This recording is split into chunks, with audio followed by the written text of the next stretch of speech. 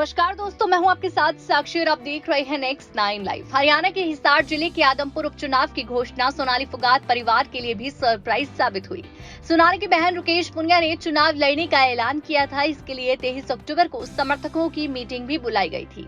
इसके पहले ही चुनाव की घोषणा हो गई। यही नहीं, नामांकन की आखिरी तारीख भी अक्टूबर है।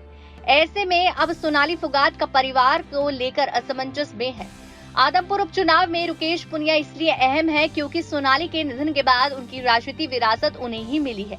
रुकेश के पति अमन पुनिया ने कहा कि बहुत जल्दी चुनाव की घोषणा कर दी गई है। इसके बाद अभी परिवार की आपस में बातचीत नहीं हुई। जल्द ही इस बारे में विचार करेंगे। विधानसभा क्षेत्र की रिपोर्ट भी लेंगे, उसके बाद आगे फैसला लेंगे। वहीं सूत्रों की माने तो सोनाली का परिवार हर हाल में आदमपुर उपचुनाव लड़ना चाहता है। हिसार की जाट धर्मशाला में 24 सितंबर को सोनाली की बेटी यशोधरा ने सर्वखाप पंचायत की अध्यक्षता में अपनी मौसी रुकेश पुनिया को सोनाली की राजनीतिक विरासत सौंपने की घोषणा की थी। यशोधरा ने कहा कि वह अभी नाबालिग हैं और उनकी मौसी रुकेश उनकी शुभचिंतक हैं, इसलिए वह अपनी मां की राजनीतिक विरासत उन्हें सौंपती है। इस दिन ही सोनाली के भाई रिंकू वतन ढाका और जीजा अमन पुनिया ने किसान आंदोलन पर सोनाली की टिप्पणी करने पर पंचायत में माफी मांगी थी।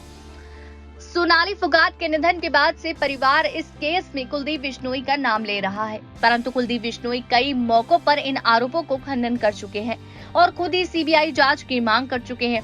सर्वखाप पंचायत ने भी कुलदीप को 24 सितंबर को हुई मीटिंग में सोनाली के परिवार की शंका दूर करने के लिए अल्टीमेटम दिया था। बता दें कि सोनाली फुगात की कुलदीप बिश्नोई से मुलाकात हुई थी। इसके बाद 22 अगस्त को गोवा चली गई थी। वहां 23 अगस्त को सोनाली का निधन हो गया। उस समय गोवा में उनके साथ सुधीर सांगवान और सुखविंदर था। सोनाली के परिवार का आरोप है कि सुधीर और सुखविंदर ने उसके साथ एक साजिश रच उसका निधन किया। सुधीर सोनाली की प्रॉपर्टी हड़पना चाहता था, इसलिए उसने सोनाली को ड्रग्स देकर उनकी जान ले ली। सोनाली के भाई रिंकू ने गोवा पुलिस में शिकायत देकर सुधीर सांगवान और सुखविंदर के खिलाफ इस केस का मामला दर्ज करवाया। सोनाली की पोस्टमार्टम रिपोर्ट में उसके शरीर पर चोट के निशान मिले। इसी रिपोर्ट के आधार पर गोवा पुलिस ने सुधीर सांगवान और उसके साथी सुखविंदर के खिलाफ निधन का मामला दर्ज कराया।